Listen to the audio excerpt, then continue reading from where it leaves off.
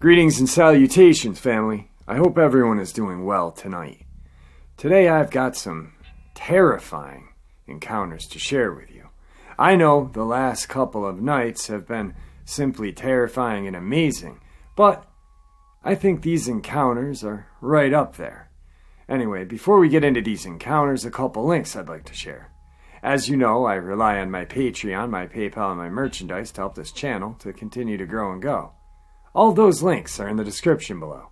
I also have a second channel for creepypasta, fanfiction, and scary voice acting. Stories that really don't fit on this channel.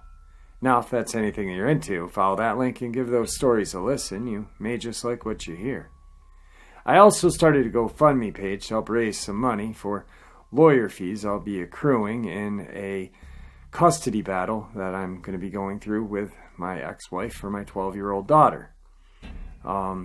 If that's anything that you're willing to help with, that link is also in the description below. I'd like to thank everybody who has generously donated. You guys know how much I appreciate it. Now I've taken enough of your time, family. Let's get on with these terrifying encounters, shall we? Today's first encounter brings us to Wyoming. My boyfriend at the time, my now husband, let's call him H, was an avid outdoorsman, and he also served in the military. I was an ecology major and wanted to spend more time outdoors. So he decided to take me on my first backpacking experience, just the two of us. For those who aren't familiar, the Grand Tetons are well known for their wildlife, especially grizzly bears. My only experience with bears up to this point was watching a little black bear cross the road from the safety of my car. Seeing grizzly country signs around every corner was not doing much to calm my nerves. Alright, our first incident. My boyfriend looked like Indiana Jones, machete hanging from his belt, large knives attached to each side of his pack, bear spray strapped to his waist. You get the picture. The beginning of our 25-mile journey was all uphill. When in bear country, you're supposed to make noise as not to startle the wildlife by accidentally sneaking upon it. As you can imagine, going up a steep hill while carrying a 40-pound pack makes it difficult to make conversation. We were an hour in and almost at the top of an ascent. I noticed the woods had gone completely silent, save for the rushing stream that was to our left on the trail. Silent woods are never a good sign. This usually indicates predators nearby. At this point, I was in front of my boyfriend, and we were just about to crest the hill. For the past 20 minutes, we hadn't said a word to each other, having been too tired to speak. We noticed the silence at the same time and gave each other a knowing glance. I came over the top of the hill and immediately froze. Sitting not 10 feet in front of me in the middle of the trail was a grizzly bear. My boyfriend was not aware yet as he was behind me, so I did the first thing I could think of. While still in my frozen stance, I managed to take my arm and started flinging it wildly behind me to try to get his attention. I was too terrified to speak. The bear went from sitting to all fours, not looking away from us once. H quickly swung me around so that I was behind him and just started yelling. Being in the military, he knows how to yell. The grizzly wasn't quite fazed as it started to walk slowly towards us. At this point, I was on the verge of passing out from terror. The bear was about 5 feet in front of us when we heard this loud crack coming from the woods to our right. The bear heard it as well, and he bolted towards the stream. The second crack boomed again, this time much closer than before. H said it's probably just some falling branches, but we both knew that wasn't the case. At this point, we were walking quickly up the trail in an attempt to create some distance from the grizzly and those strange noises. I felt the hairs on the back of my neck stand straight up, and at the same moment, H stopped moving in front of me. He turned around and looked at me, and I turned to look behind me. To this day, we are not sure what we saw. Back where we were just standing was a large black-brown mass. It looked to be 3 times bigger than the already large grizzly we had just seen a few moments before. Its back was facing us, and then it stood on its back legs. It looked similar to a bear, but something about its shape was all off. At this point, it was probably stupid to run away, but that's exactly what we did. We were aware of heavy footsteps behind us, but neither of us looked back. The footsteps eventually faded. At this point, I was a mess.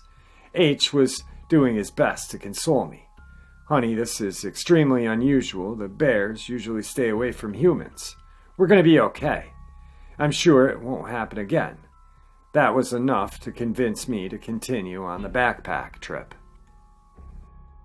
About an hour later, though, we reached a clearing where we decided to take a rest and have a snack.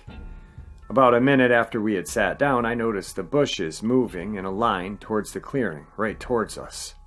Out of the brush comes an adolescent grizzly who looks just as spooked as we were, but he was coming straight for us. H, being a crazy nut that he is, decided to charge back at the bear while screaming, bear spray in hand. That did the trick and the bear ran off. All I could think was just my luck, but that wasn't even close to what happened the second night. The second night. Before we began our backpacking, we had to let the ranger station know which trail and route we planned on to take. With this information, they usually sent a ranger on horseback at some point during the backpack to check on you and make sure everything was okay. There were not many approved trails left for us to choose from, and it was just our luck that they were the most difficult. Apparently, over the 3 days, we were the only ones on those trails. We didn't see a single other hiker once we were on that route. Anyhow, I guess we missed the ranger who came to check on us. We had been following hoof prints the entire second day, and we didn't see any the day before. I had some foot problems, so we spent a valuable daylight trying to adjust my bootlaces socks to compensate for the pain. When we started on the trail again, we made it about an hour or 2 of daylight left, and in the woods it gets dark fast. I was exhausted. It was just now dark out, and H was the only one with a working headlamp, as mine wouldn't turn on for some reason. We needed to find somewhere to set up camp, as we still needed to eat. It was freezing and the wind was blowing. It was creating a howling sound as it rushed through the trees, which made it difficult to hear H or discern any other sounds coming from the woods. After another hour of hiking through the dark, we found a clearing. Well, it was more like a bowl. It looked to be about 200 meters in diameter, with the sides being 10 meters down from the trail to the bottom of the clearing. This place was strange, and we both felt it, though he didn't tell me how freaked out he was till after we had left. There was no moonlight, so all we had was the illumination from his headlamp, our small camp stove, and the flashlight I had fished from my pack. Half the trees were dead and fallen just in the bowl. The vegetation everywhere else was very dense. To help alleviate my anxiousness, he started playing Ninja Sex Party out on our portable speaker. This didn't help much, it just echoed off the trees, creating a dissonance of sound. He also thought it would ward off any predators nearby. This is when we knew our anxiousness wasn't paranoia. The silence was back. There hadn't been a single bird chirp since we arrived at the clearing. It also may have had to do with the obnoxious music, because the previous experience we decided to turn off the music and head into the tent.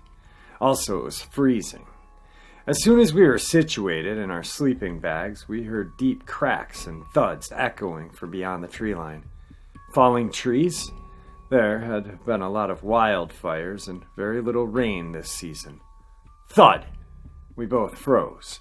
That sound was not an echo. It came from inside the clearing, definitely not a falling tree. Thud! It came from right side of our tent. We both stopped breathing. H's hand found mine, and we clung to each other paralyzed. Something dragged across the outside of our tent, making an indent as it went along. It was thin, almost like a finger. "What is it?" I whispered, shaking. "I don't know. Shouldn't be a person. We're the only ones on this mountainside." I was trying my hardest to stifle the sobs, trying to listen to whatever was outside. I could hear steps, but couldn't decipher what it was. The steps stopped, and then the whole side of the tent was slowly pushed inward. At this point, whatever was outside knew we were inside, so I flashed my flashlight at the side of the tent. What I saw made my blood run cold. It was the shape of a human face pressed into the tent wall. I could make out a nose and an open mouth. Each time they breathed, it made the tent around their mouth billow in and out. H said "fuck that" and pulled the Glock from his sleeping bag, cocked it, and the sound shattered the silence.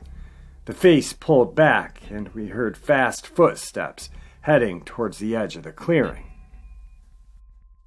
We didn't leave the tent till the sun came out the next morning. The first thing we noticed was the smell of urine. We came out of the tent and looked around. Whoever it was had peed on our coals, and we had left in the fire, leaving a disgusting stench of evaporated pee.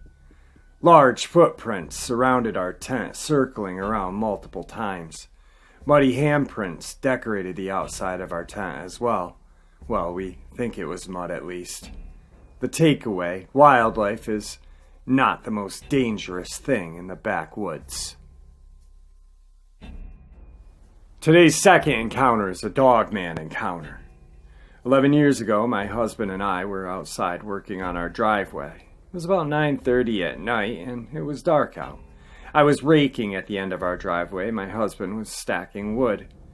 We both had our headlamps on so we could see what we were doing. So as I'm finishing up raking, I hear something really big running up our hill towards our driveway. I can hear each step it was taking. I thought maybe it was a bear because of how the footsteps sounded. You know, like there was some weight behind it. My husband heard it as well. He came running towards me and then past me into the road, chasing whatever it was. So I say to him, "What the hell are you doing?" He said, "I'm chasing it away from our property. I don't want it to come around our property again." Then I say, "Stop, you're crazy. Whatever it is bigger than you." So he continues to chase it up the hill, yelling and screaming at it to get out of here. He's yelling, "Go on, get!" At the top of our hill is a cul-de-sac with a streetlight. I'm scared as hell, so I'm staying back a little bit. But I'm curious what it might be as well. So I continue up the hill behind my husband. When my husband chased it up to the cul-de-sac, the creature stopped right in the light that was cast from the streetlight. I couldn't believe what I was seeing. It was like I was flipping through the pages in my memory banks trying to compare it to anything I had seen before. It looked like a werewolf to me. It was taller than my husband, who's 6'3". It had ashen gray skin with tufts of shaggy hair here and there. It looked sickly, like it had mange or something. It had the body of a human, but its head looked like a dog. It had a long snout and pointed ears like a Doberman pinscher. It had a slight hunch on its back of its neck, just like a hyena has. Its upper arms were slightly shorter than the length of a human's. Its hips were much larger than ours. Kind of like a kangaroo, but not as big. But it was obvious from the hips and shorter arms that it could go walking on 2 feet like us and run on 4s like a dog or a bear could. So when it gets into the light of the streetlight, it stopped and turned to look at my husband, who's still yelling at it, "Go on, get!" And the creature was pissed. I really think that because I don't think it liked being in the light. But when it turned to look at him, it snarled and growled at him for a second or two, and then, with 2 long footsteps, it shot into the woods just above our house. My friend and neighbor asked me to come down to her house a couple weeks ago because another one of our neighbors that lives above our house, just past the woods that werewolf thing disappeared into, was at her place, and she said we needed to talk. So I went down there and she introduced us, and come to find out he had seen this werewolf thing in his yard as well, bent down on one knee drinking water out of a puddle. My sighting was 11 years ago, and he had his sighting 3 years ago.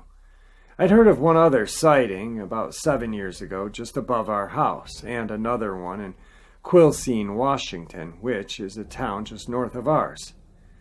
I live in Brinion, Washington, and my husband and I know the woods around here like the back of our hands. I've seen and heard a lot of strange things in these woods, but nothing even compares to seeing what I saw that night. Today's third and final terrifying encounter brings us to Stockholm. Okay, this has never happened before to me. It all started me reading horror stories on Reddit, mainly on the community No Sleep. Reading and reading made me want to read more, and even terrified me more. Little did I know this would actually happen to me in real life. I hardly believe in ghosts or unexplainable phenomenon. I either think it's bullshit or it's some other kind of natural thing everyone has seen in their life before. But then I get stuck on this one story about a creature that can change shape between people and animals, opening its mouth like a robot that malfunctioned. But this creature scared the hell out of me, calling it a skinwalker, basically a human and an animal put together to make some sort of thing that doesn't make sense. Now, I'm really never alone. In fact, Stockholm is a packed place. There's hardly any woods. But as you move further away from the middle of the city, that's where the long sticks with the greens show up. And Sweden is well known for their massive forests. I'm really not even exaggerating. Anyway, after a couple of months pass by, this story is about to leave my head. Before this one day, while in the middle of nowhere, I hear a loud scream outside of my house, sounding like a person's lungs are filled with water, and then shouting the highest they can. This scared the crap out of me, especially after reading the skinwalker experiences other people have had. I'm with my 9-year-old brother home alone. It's 20 past midnight, and he's playing Fortnite with my cousin. Anyway, I tell him I'm going outside to check and see what's going on, and he's all good with it. I go outside and, stupidly enough, leave my phone in the house. I go outside and I see someone has tipped over our big garbage can. I go up to it and put it back in its original position. As I'm about ready to head back inside, I hear it. The heavy footsteps behind me. I turn around and see nothing, and from approximately 100 feet or 30 meters from my yard is where I see it. Its red, bloody eyes are staring through my soul. It's on its 4 arms or legs or whatever, and it's just staring at me. It was so dark out, so I couldn't tell what color the creature was. This was not an animal or a dream. I've never seen animals' eyes so bright in the dark, not even owls. As I approach my door, not leaving the creature with my eyes, I lock the door and tell my brother to shut down the game and hand me my phone. I take a sneak peek through the window and see that it's on our front yard, making the weirdest noises, while looking inside our trash as it had found something. And as soon as I'm about ready to call the police, I get straight up eye contact with it again. I honestly can't explain how terrified I was at this point. I quickly dialed an emergency service number and started talking to them. I was speechless and they kept telling me to speak up. I had already walked away from the window at this point. The police had never came. The creature had to have left because the last thing I saw of it was its footprints on our yard. I haven't gone outside of the house since today. I'm too scared of that creature, whatever it was. Wow, those were some pretty good encounters. I was a little creeped out. Let's work from third to first. The creature that I was thinking of during this was possibly a Dogman, but then I remembered that I read it in, as you guys know, when I had my encounter, I was fascinated with cryptids, and it was pre-internet, so I had to get as many books as I could, and I literally have a small library of cryptid books and phenomenon books, unexplained stuff. Anyway, the Scandinavians, or the Swedish, have a creature over there called the Glowson. Now, it's a undead boar with burning red eyes, and the unfortunate to come across this usually gets sliced in half or just completely destroyed. It could have been a Dogman. There's been a couple of sightings of the Dogman in Sweden. A couple that we know of. Probably more than that. They also have their version of the Sasquatch, which I don't think it was, by the way she was describing it. But they're called Fanskin Appet, and that's almost identical to the Sasquatch that has been reported worldwide. Definitely a terrifying story. Yeah, that's why I don't read any of these stories that people write on No Sleep creepypastas and stuff like that, because they stay in your head. I read enough encounters that are real. I don't need to screw my head up even more. The second encounter, the Dogman encounter, wow. I don't know what the man was thinking, but I most certainly wouldn't be chasing after something in the dark because it ran by my house. He's got some big balls, I guess. Definitely a terrifying encounter. Yet, you're in Washington. Washington is the state of Sasquatch and Dogman and a lot of other creepy cryptids over there. That's one of the places in America that I would love to explore as time goes on. I'd like to check out the volcano caves or the lava caves or whatever they're called. Supposedly Dogman and Sasquatch use them to dwell in. The first encounter, excuse me, that one is creepy. First of all, you've got yourself a grizzly bear. You're in grizzly bear country. You turn around after seeing a grizzly bear.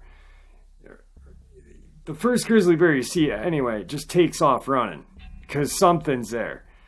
Then you turn around and there's something almost triple the size of this bear. Now, instantly, I'm thinking Dogman, because I view the Sasquatch as like the keeper of the woods. I know there's been a lot of attacks, or not attacks, but there's been some attacks reported from the Sasquatch. But normally they tend to protect the woods. That's just how I view them. I know there's some mean ones out there and this and that, but that's just my belief. So that I'm thinking Dogman. Perfect, atmosphere, just perfect. The wilderness goes silent. The bear takes off running. You see this thing. It does look like a bear. It resembles a bear, but its body is all wrong. Okay? So then the next night, the second night, the thuds come around, noises, and then the face. Now, I've got two things I'm thinking. Could have been a Sasquatch that they saw initially, and that's the face. Or it could have been a Dogman that is able to change shape and form. Once again, I wasn't there. Speculation is what makes this great. So, I'd love to hear what you guys have to say about it. I'm literally on the fence between Sasquatch and Dogman right now. But that's definitely a terrifying story. I mean, you got grizzly bears first, and then you've got something else bigger than the grizzly bear stalking the woods. No thank you. No thank you. Just a great couple of encounters tonight. I plan on doing a kind of like a put together of Robert's story from the last couple of days. That way you guys have them all in one one video, so you don't have to listen to the first one and then go to the second one. It's right there for you. I just started reading Bo's newest email to me. Now, TJ has been keeping notes for Bo, and he sent me this email over a couple days ago, and I'm trying to figure out the best way of sharing that with you guys. Either doing an entire upload just based off Bo and his research and experiences, because right now he is definitely researching. He is literally writing down everything between the Bigfoot and the Dogman, what both clans or packs are doing. That's another idea I have that I want to put together. I don't know. Wow. I'm still in awe about the last couple of nights with Robert's story. And then of course I'm getting comments saying that I shouldn't have read that on my channel, because maybe someone's gonna knock at my door some night and off me or something. Let's just hope that doesn't happen. I honestly hate to have them meet the old Mossberg shockwave before they try to take me. Anyway, I want to bid you guys farewell. I want to thank you guys for always supporting the channel. You guys rock. We got a good thing going here. Anyway, have a great night, guys.